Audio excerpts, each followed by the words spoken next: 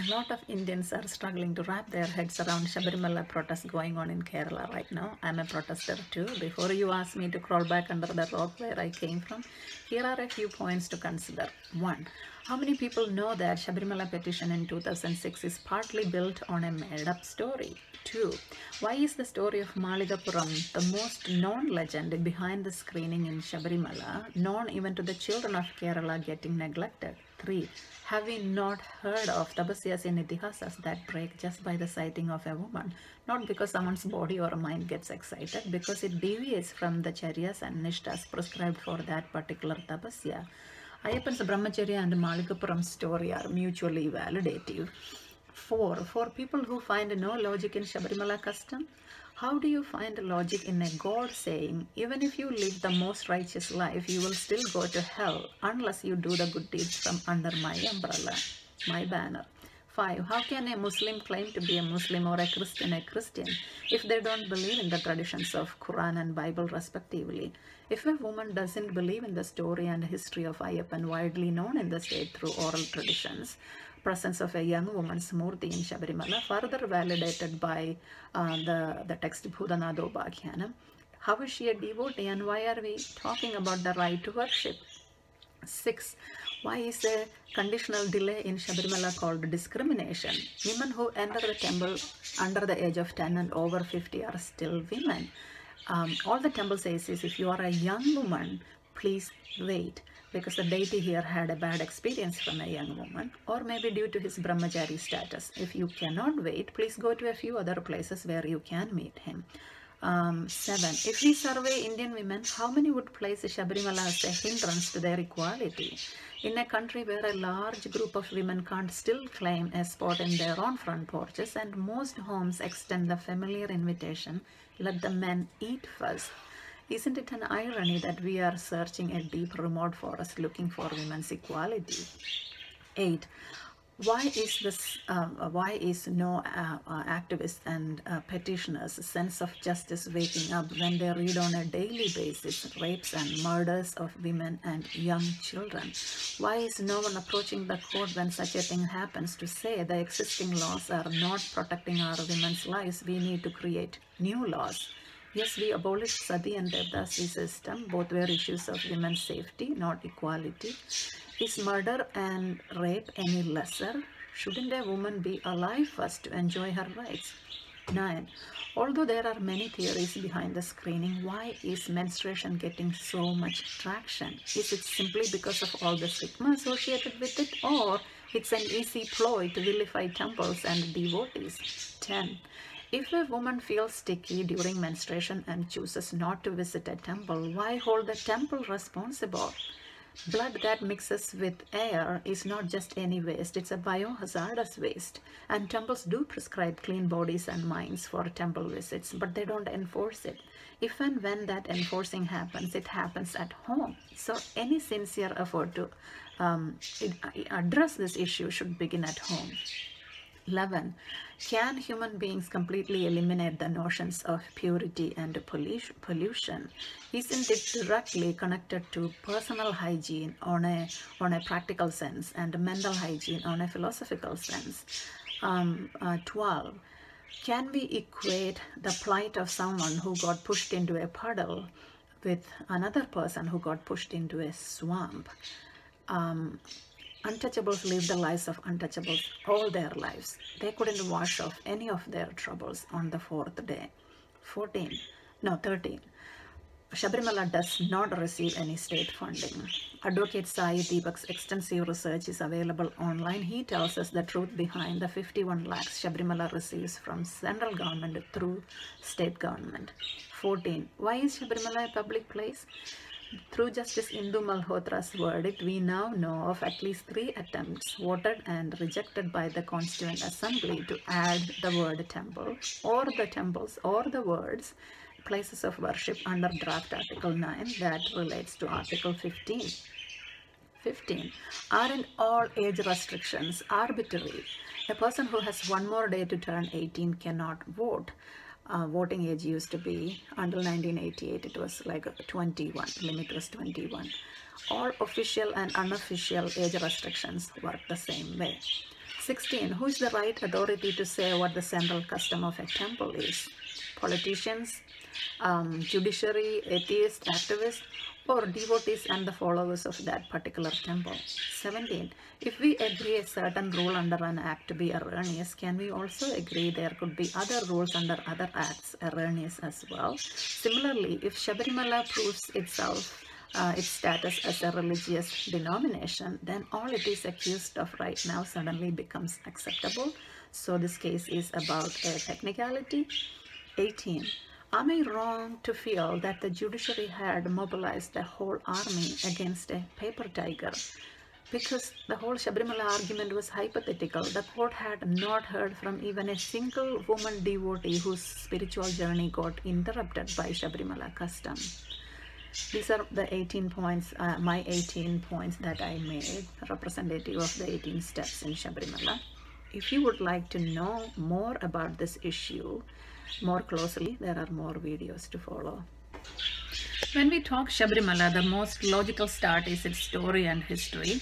In a deep forest in the state of Kerala is Sabarimala, a temple dedicated to God Ayyappan, also known as Manikandan in his childhood because he had a bell around his neck.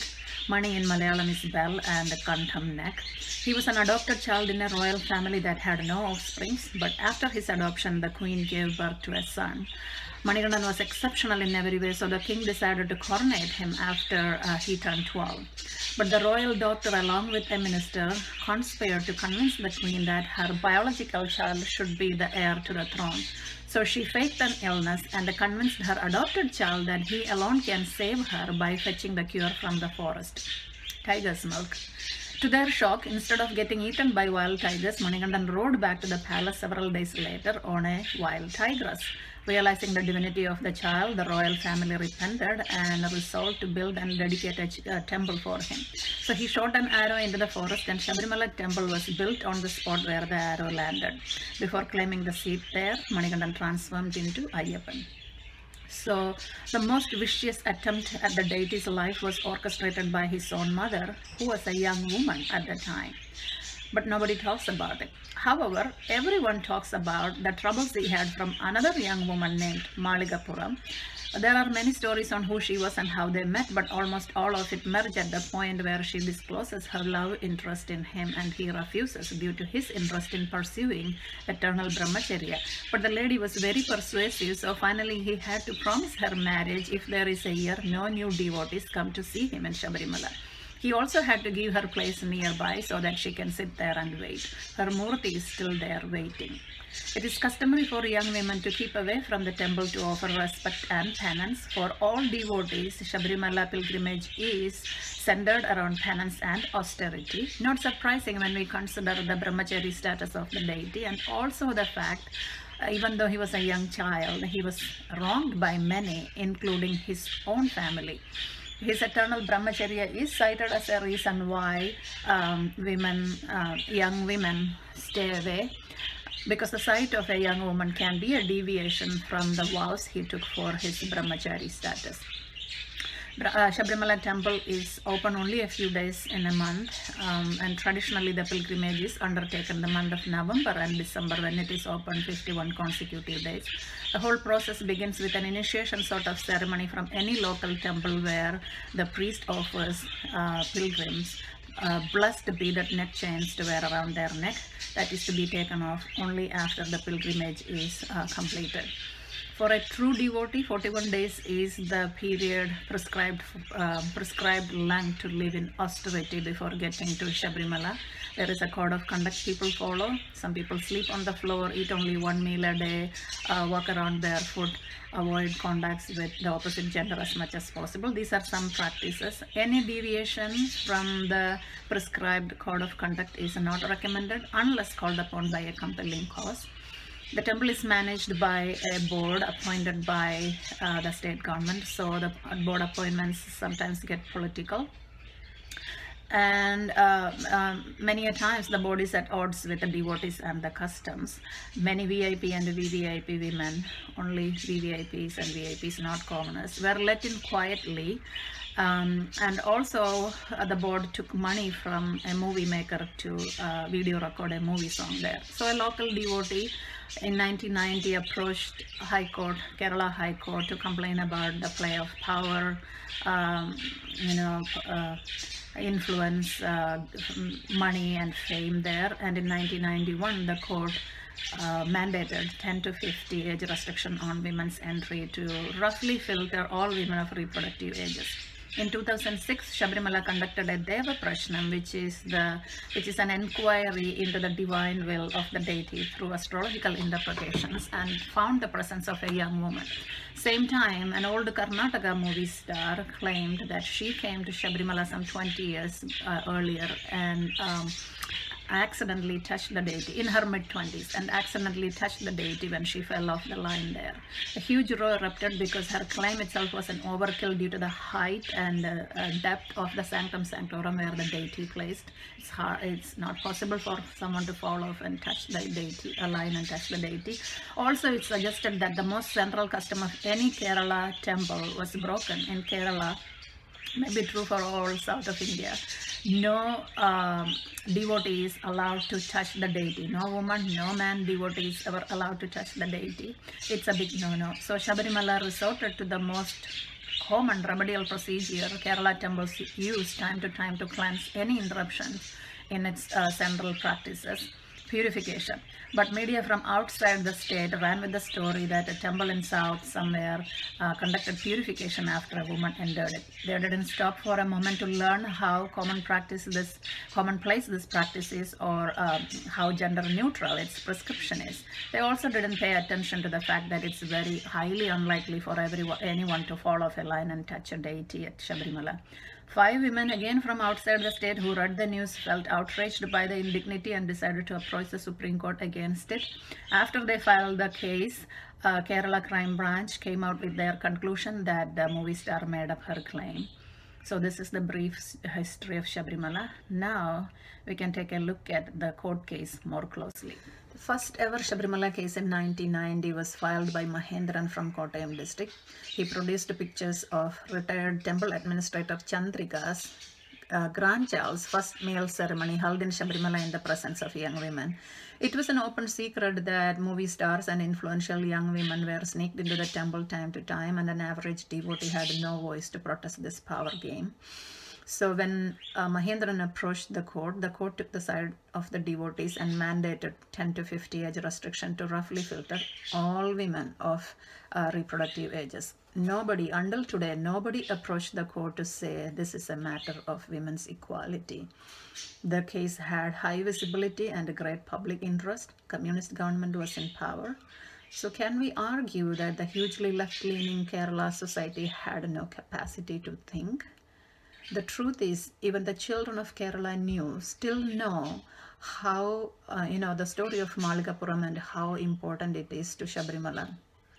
That age-old tradition, asking young women to please wait for your turn, is so central to Sabarimala customs that no individual in the state saw matters of inequality or discrimination in it until recently, when they are asked to think that way.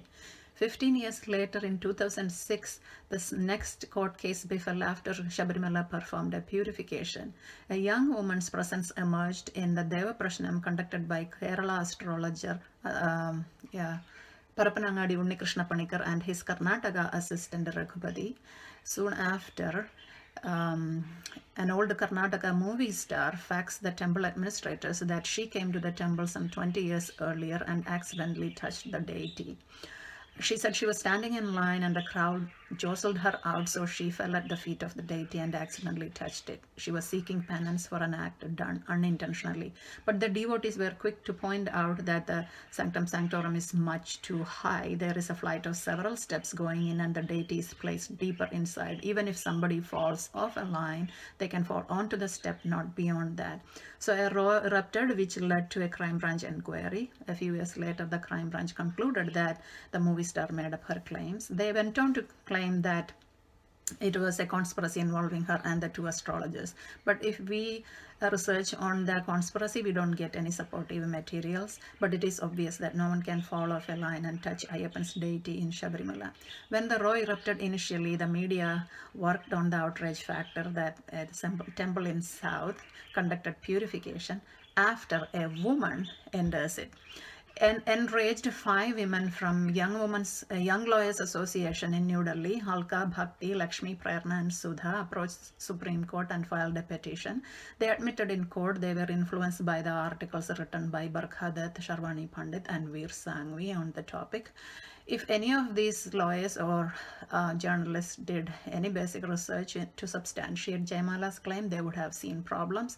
They would have also learned, one, how common place the practice of purification is in Kerala. The temples there conduct purification time to time to cleanse any major interruptions in its central customs.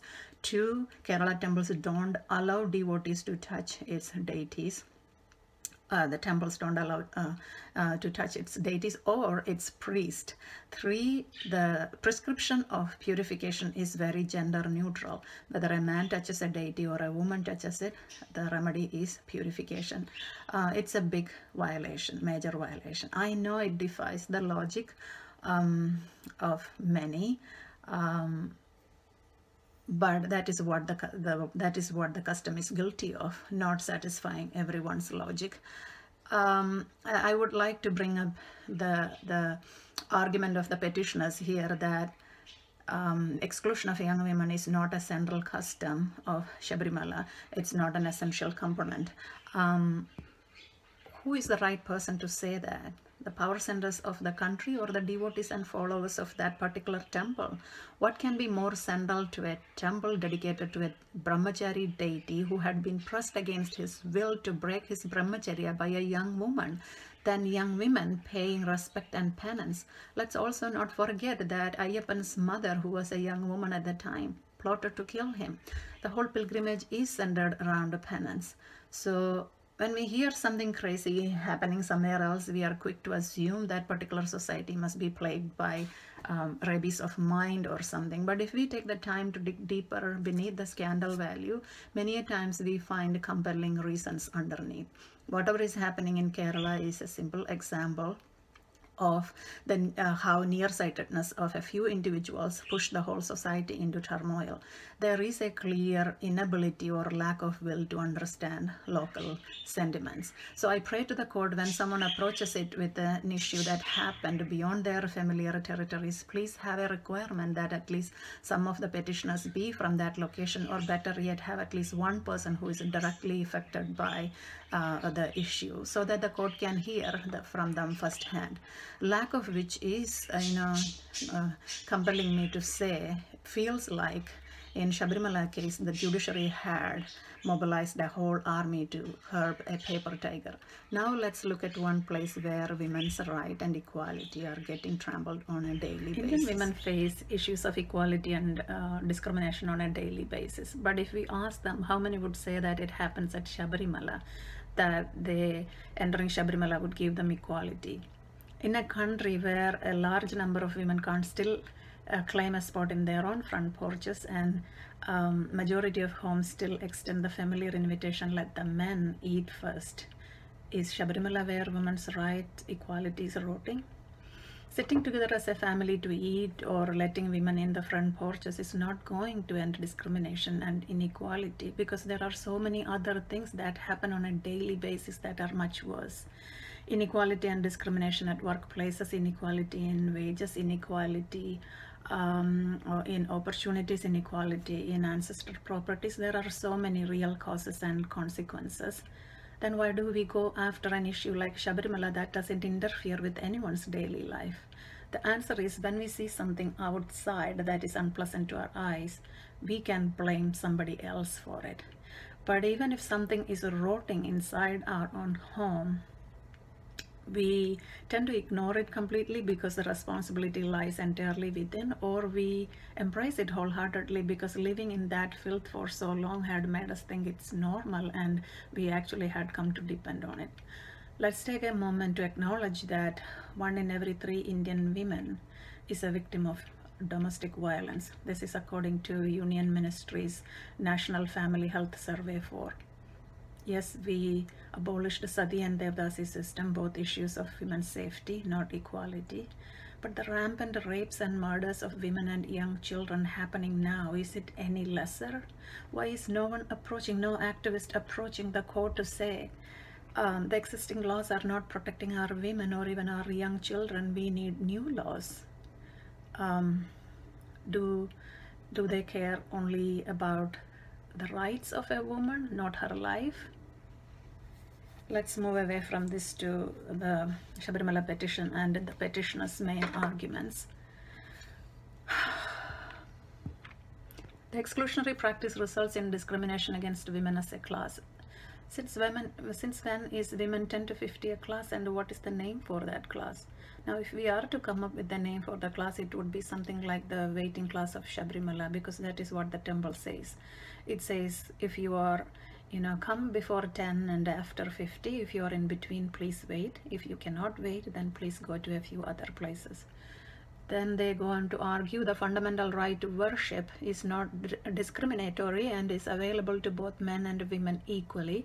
The right of a woman to enter a temple as a devotee is an essential aspect of her right to worship and is naturally associated with the right to equality. If a woman sees 5-10 men entering a building, is she going to blindly follow them because she has a right to enter, or is she going to read first what is written on the building? The character of the building is going to come first before her equal right to enter. She is going to read what is inside. So equality is not a blanket option that can be applied everywhere. Then let me ask the court, can a Muslim claim to be a Muslim if he doesn't believe in the traditions of Islam? To worship, one must believe. The story of Ayyappa and Maligapuram and Sabarimala is widely known in Kerala through oral traditions. There is the Murti of Maligapuram in Sabarimala, and also there is Bhudanadobhagyana. If someone doesn't believe in the story and history supported by all these evidence, then how is she a devotee? And why are we talking about worship? There is no devotion, there is no faith, there is no reason to worship and reason to enter any place to worship. There is this another argument: exclusion of women cannot be classified as an essential religious practice in the absence of any scriptural evidence being provided by the respondents. This is like lawyers arguing, if there is no hard evidence, the crime never happened. There is Maligapuram's deity in Sabarimala, and also there is a text, Bhudanadobhagyana. But how many of us had learned our religion through reading a text? I grew up not too far from the temple, and I first heard the story from my grandmother, not from a text. Later point I must have read, but I heard it from her first. If she was alive today, she would have been at least 100 years old. So this story is at least 100 years old for me. So in almost all stories that she shared, Ayyappan's Brahmacharya and Maligapuram figured heavily. Now, to people who make derogatory comments about Ayyappan's Brahmacharya and claim that it is his fault if it breaks, not a woman's, it indeed is a woman's fault if she deliberately chooses to follow somebody who had already pleaded to be left alone and chose a secluded spot to facilitate that isolation. Please don't worry about Ayyappan's mind and body getting excited. Maligapuram tried and failed. Now, my question to you is, if you have no problem with the God saying, even if you live the most righteous life, you will still go to hell unless you live under my banner, what is your problem with Ayyappan saying, sight of a young woman is a deviation from the vows I took for my Brahmacharya? Now let's look at some other main arguments the petitioners made, including the menstruation. Of all the arguments Sabarimala petitioners had, untouchability is the most outlandish one. They argue that the exclusion of menstruating women is on the same footing as the exclusion of oppressed classes. Excluding women from public place based on menstruation is a form of untouchability. It has the impact of casting stigma on women as they are considered to be polluted. It undermines their dignity. It is a direct form of untouchability. Article 17 prohibits untouchability in any form in order to abolish all practices based on notions of purity and pollution. So I get 4 takeaways: that the practice was put in place due to menstruation. Public places where a woman is isolated during menstruation. Sabarimala practices untouchability, and the notions of purity and pollution should be abolished. If menstruation is the reason, then all temples in Kerala should practice what Sabarimala is accused of practicing, because there is a uniform prescription by all temples in Kerala that one should bring clean body and clean mind to temple. So in a temple, in a state where women don't enter temples during menstruation, what is the need for a particular temple to devise a particular plan that would give the same outcome that's already there?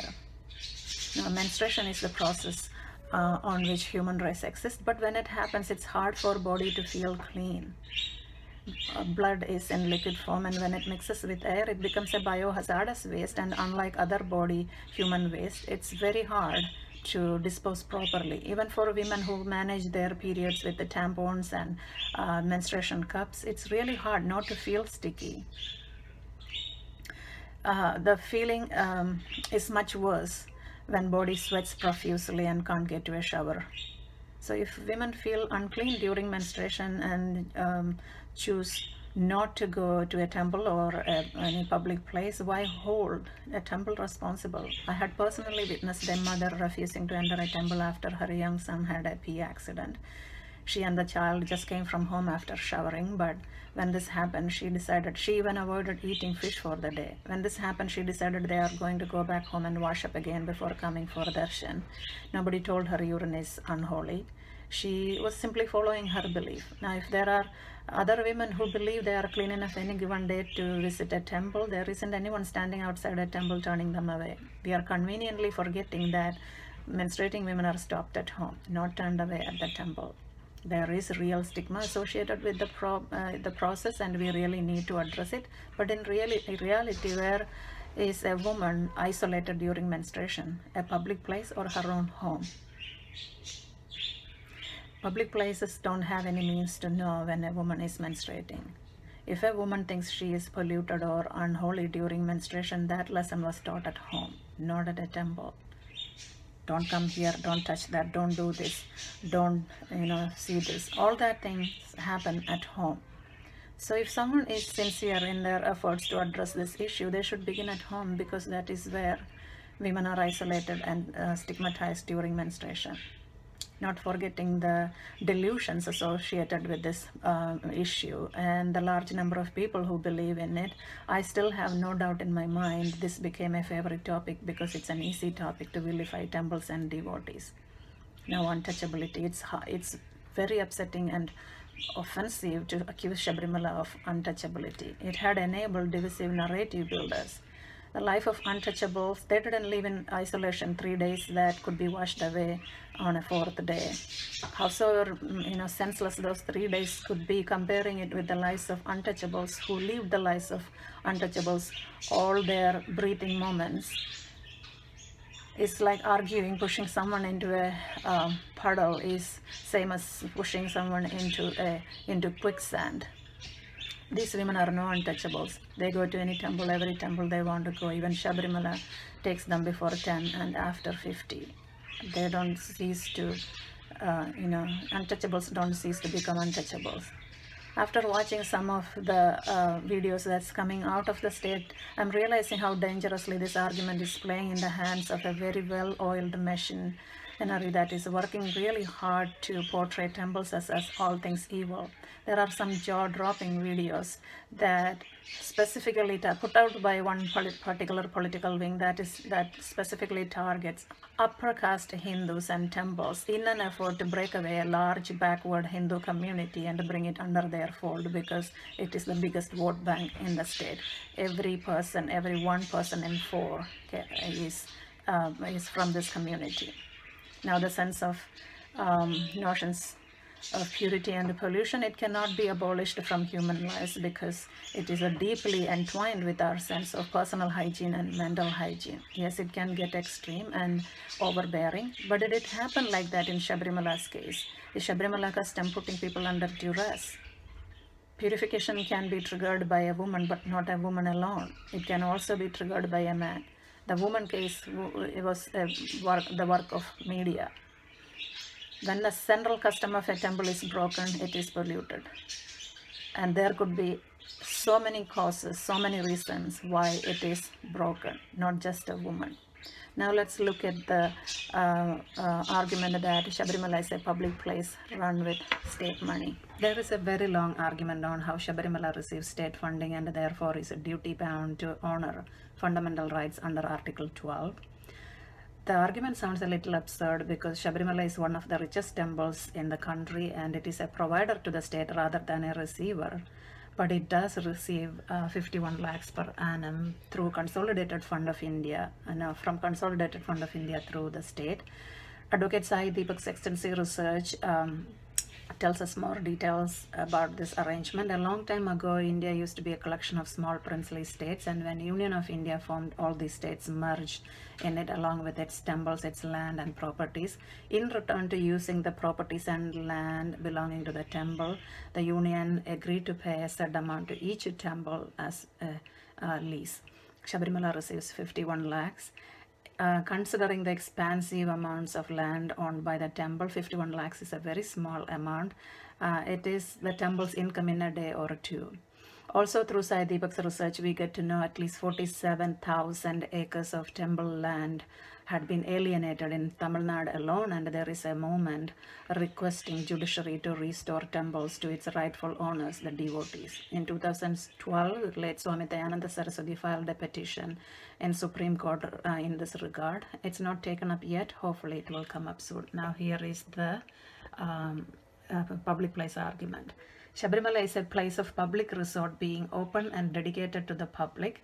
It is a public place of worship. The right of entry emanates from this public character and is a legal right which is not dependent upon temple authorities. A public temple by its very character is established and maintained for its devotees. We can all agree on that sentence.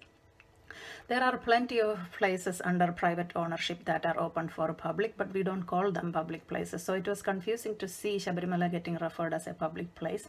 The truth is, temples are not listed under draft Article 9 that relates to Article 15. It lists shops, public restaurants, hotels, places of public entertainments, wells, tanks, roads, and places of public resort maintained wholly or partly out of the revenues of the state, not applicable, or dedicated to the use of the general public, debatable.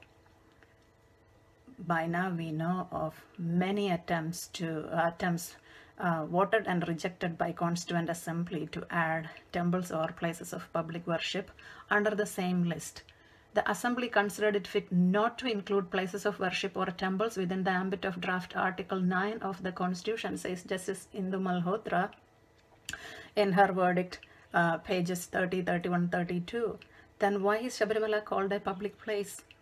It is open, it is for public use, but it is not a characterless public place or an entity. It is established for a very specific use for people with that very specific interest. Even for an establishment from under the list, like a movie hall, if you show up with your pillows and mattress and try camping in a corner, the authorities are going to throw you out. At that point, can you argue you are practicing your legal right and they have no authority over it? Your legal right to enter is tied to your intent on how you plan to use that place. Temples are established and maintained for devotees to enter and worship, not for anyone to enter to prove and disprove of their legal right. This also explains the argument that the 1995 Act passed has no prohibition against women from entering any public place. Next is, Sabarimala exclusion is arbitrary as it is based on physiological factors alone and does not serve any valid object. What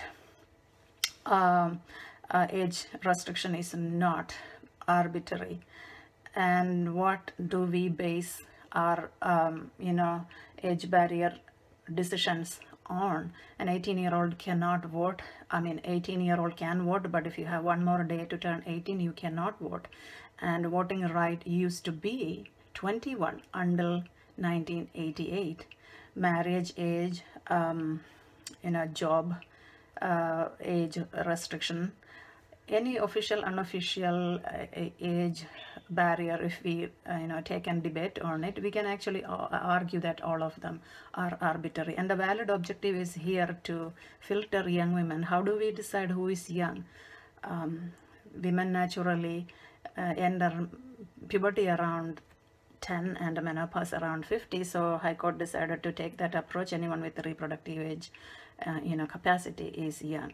Is there any better alternative to decide who is young? This customary practice violates Article 15(1) of the Constitution as it's based on gender alone. What is the gender of girls under 10 and women over 50 who enter the temple? If gender is the issue, they would say no women allowed. Rule 3B of the 1965 rules is ultra vires. I struggled with the term and the argument. However, in the end, what I understood is there is a particular act that says something and there is a rule under the same act that says something contrary. Say, for example, an act says you shall not kill, but then a special provision under the act says unless in self-defense. Now it seems like the self-defense part got stricken down. If we agree on this argument, then can we also argue that many of the rules, existing rules, could be wrong, that judiciary too can make mistakes? Now let's look at before we look at more arguments from the petitioners, we answer a few rhetorical questions on Sabarimala and look at a few controversial, conspiracy theories. First controversy involving Sabarimala petition is the theory that it's a Muslim effort. The 5 petitioners work for an organization called Young Lawyers Association, which is managed by an individual named Naushad Ahmad Khan. It is his name, not his efforts, that triggered this controversy. These 5 women are well educated, independent, with their own viewpoints. We get to read them online. 3 of them now believe. They filed the petition hastily. 1 is quiet. 1 woman still believes it's an issue of women's equality. Second theory is that it is an RSS effort. There is no supportive materials except the hearsay that one of the petitioners is married to an RSS worker. The counter argument, again heard, not read, is that she was not married in 2006 when they filed the petition. Third theory is that it's an effort by Tripti Desai along with a bunch of others. She's accused of plotting with Hindus, Muslims, Christians, BJP, RSS, anything we can think of, none substantiated. She had not done anything illegally. She keeps threatening to enter the temple, even tried once and failed. Fourth theory is it's an upper caste effort to bring back casteism and untouchability. It is as terrible as desperate as it sounds.